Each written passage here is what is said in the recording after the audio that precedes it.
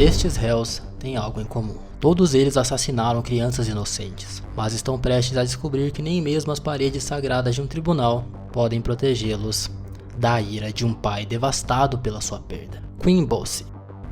A morte de uma criança é sempre chocante, mas se torna ainda mais assustadora quando a brutalidade vem de alguém em quem a vítima deveria confiar incondicionalmente. No caso de Parker Bosse, um bebê de apenas 11 semanas, o autor do crime impensável foi seu próprio pai, Queen Bosse. Sentado no tribunal do condado de Gibson, Indiana, o juiz Robert Sigg estava prestes a dar o veredito final para um pai condenado pelo assassinato brutal de seu pequeno filho. No entanto, a reverberação mais intensa naquele tribunal não veio das palavras do juiz. Em maio de 2018, a paz de uma pequena cidade de Indiana foi destruída quando o frágil corpo de Parker Bosse foi encontrado sem vida, vítima de um traumatismo craniano contundente. Inicialmente, era difícil acreditar que o perpetrador pudesse ser alguém tão próximo, mas as investigações revelaram que Queen Bosse, de 23 anos, foi o responsável pelo ataque mortal. Queen tentou alegar que os hematomas no bebê foram causados por um acidente, mas as evidências contaram uma história diferente. Preso e acusado de assassinato em primeiro grau, Queen enfrentava a possibilidade de 40 anos de prisão. No entanto, o curso do julgamento tomou um rumo inesperado. Em vez de seguir com o julgamento, foi alcançado um acordo de confissão.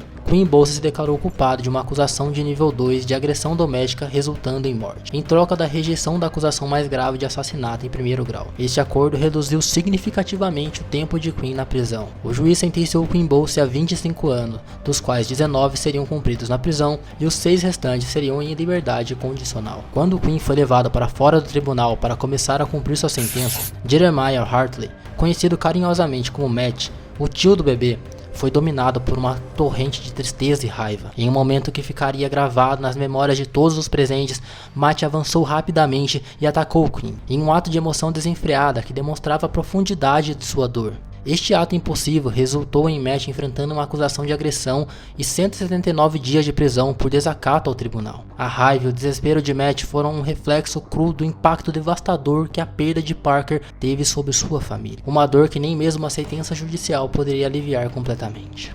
Dan Brown.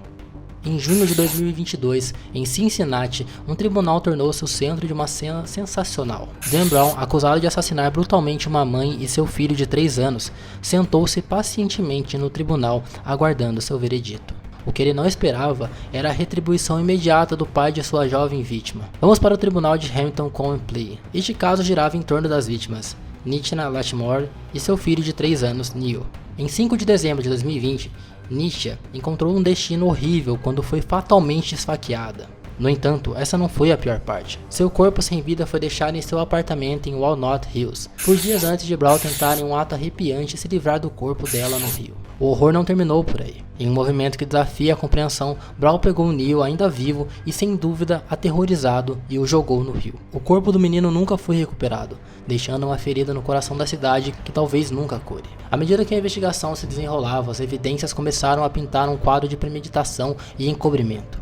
Brown obteve um saco para cadáveres, um detalhe que sugeria um nível de planejamento, que tornou o crime ainda mais hediondo. A investigação revelou um novo motivo para o assassinato, um aborto espontâneo que Nitya teve. De acordo com relatos, Nitya estava grávida do bebê de Brown, mas sofreu um aborto espontâneo. Infelizmente, Brown acreditou que ela matou seu filho e decidiu se vingar. Ele foi preso e acusado de homicídio qualificado, adulteração de provas e abuso de um cadáver. A defesa argumentou que Brown sofria de transtorno bipolar, o que deveria isentá-lo da pena de morte. O juiz declarou que, embora Brown pudesse realmente ter um transtorno bipolar, isso não prejudicava sua capacidade de exercer um julgamento racional ou de avaliar as consequências naturais ou a ilicitude de sua conduta. O que ninguém estava preparado para testemunhar foi o tribunal se tornar um palco de drama em que a emoção crua e os procedimentos legais se entrelaçaram em um espetáculo de partir o coração. À medida que os procedimentos do tribunal avançavam, Anthony Hughes, pai de Neil, não conseguiu mais conter sua raiva, e então ele atacou Brown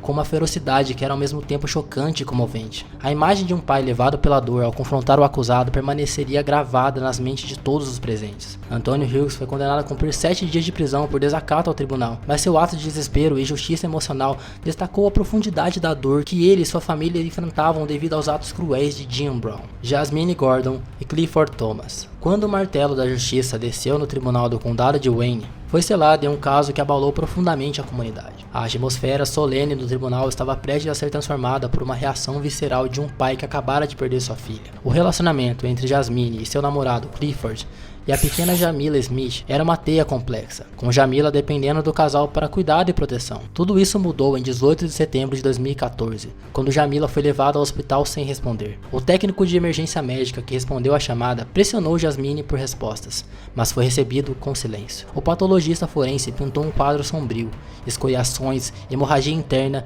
e um pâncreas rasgado, todos sinais inegáveis de abuso. A morte de Jamila foi considerada homicídio e Jasmine e Clifford foram detidos.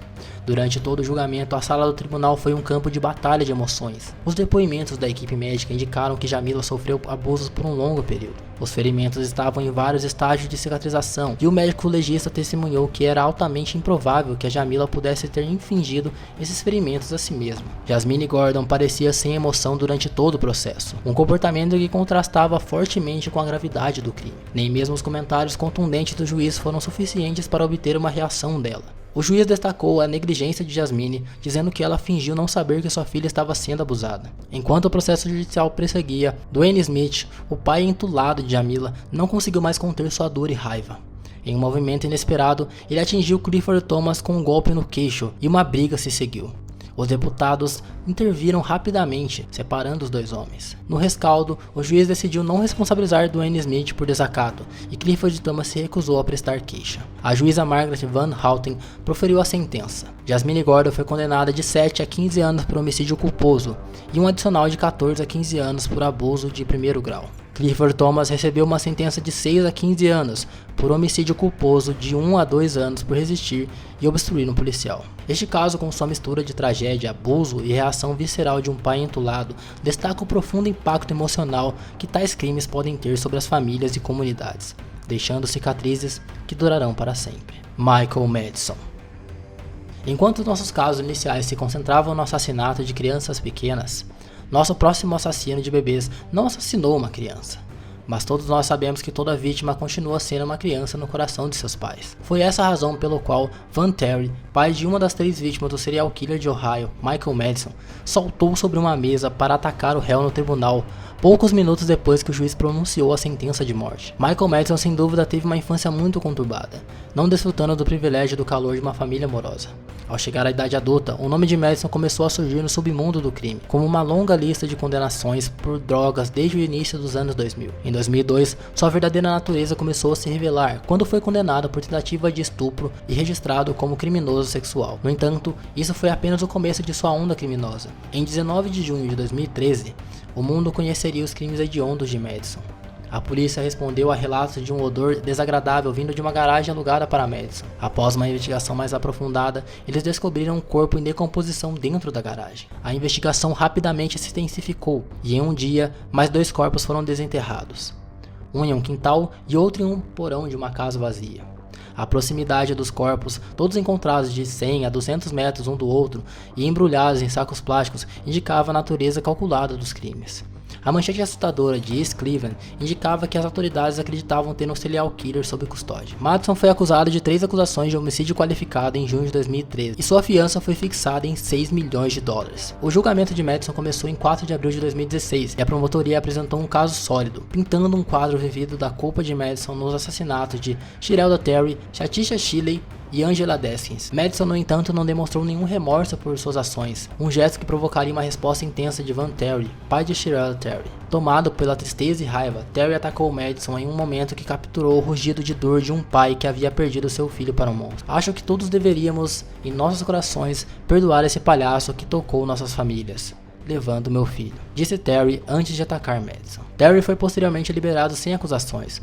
Sua explosão foi entendida por muitos como a reação de um pai de coração partido diante de uma provocação inimaginável. Madison foi considerado culpado em todas as 3 acusações. É uma decisão deste tribunal que as circunstâncias agravantes, curso de conduta, crime, homicídio, sequestro, crime, homicídio, estupro pelo qual o sentenciado foi condenado, superam os fatores atenuantes pela prova além de qualquer dúvida razoável, declarou o juiz. Madison foi condenado à morte pelos assassinatos de todas as 3 vítimas. Este caso, com sua mistura de tragédia, crueldade e reação visceral de um pai entulado, destaca o profundo impacto emocional que tais crimes podem ter sobre as famílias e comunidades, deixando cicatrizes que durarão para sempre. E se você acha que essas reações te chocaram, Confira essas reações deste vídeo aqui. Nos vemos em breve e até mais.